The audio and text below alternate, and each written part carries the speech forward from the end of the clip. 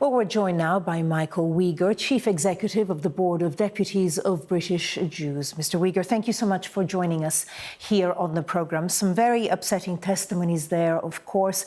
I'd like, first of all, your reaction to the attack in Sydney, which I guess is even more poignant for you because you were actually in Sydney around a week ago, weren't you?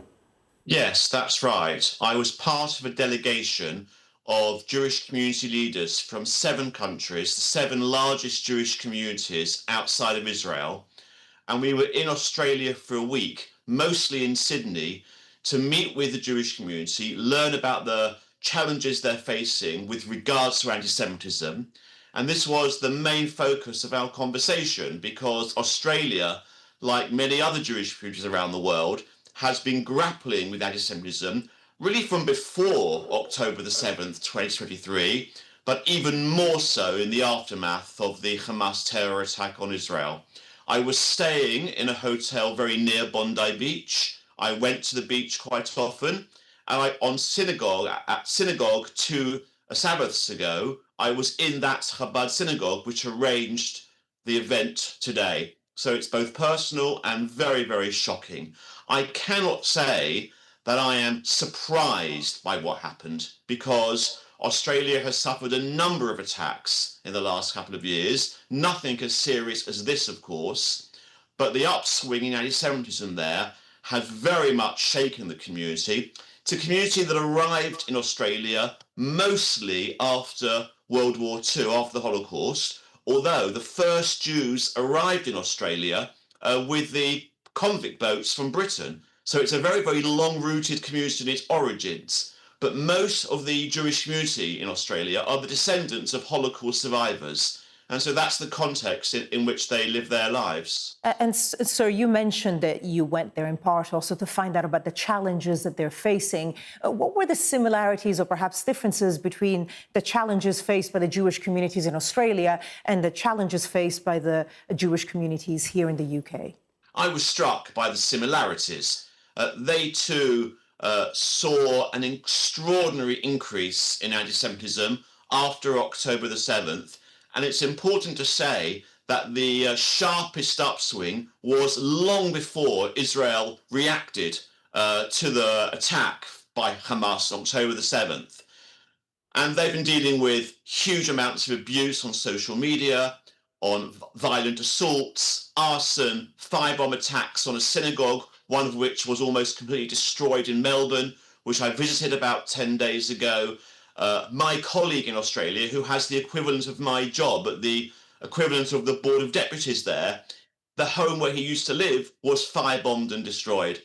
So they've been really reeling with the same pressures, and they too are getting a great deal of vocal support and financial support from the Australian government, but they are really looking to the Australian government to put together a plan about how they will tackle this terrible situation of anti-Semitism in that country. And we too, here in the UK, are in dialogue with the British government about also publishing a plan about how they intend to deal with anti-Semitism. That's something which we hope we will see emerging in the next couple of days, coinciding with the festival of Hanukkah, which of course was the context of today's attack in Sydney. Absolutely. And, you know, many Jews here in the UK and across the world will be very worried right now about their safety. How much comfort do you take from hearing from Keir Starmer that the government is working with the CST, that's the Community Security Trust, to increase security for Hanukkah events?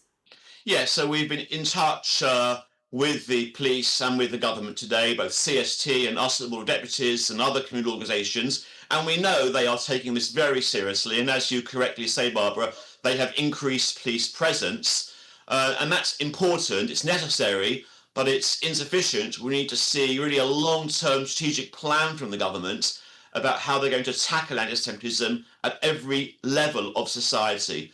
Because although Britain has been and remains a very, very good place to be Jewish, we need to know that that will carry on for years and generations into the future. How would you describe the sentiment, the mood within the Jewish community tonight, especially in light of the fact that this attack, and also, of course, the Manchester synagogue attack for Yom Kippur, happened on key religious dates, Yom Kippur in October and now Hanukkah? How does that impact the community? So this is actually not a terrible surprise to us, because anti-Semites have long used a tactic of choosing special and holy days, sacred days in the Jewish calendar on which to launch terror attacks. Both, I think, because of the emotional impact, but also because these are days where they know that the Jewish community will gather in fairly large numbers.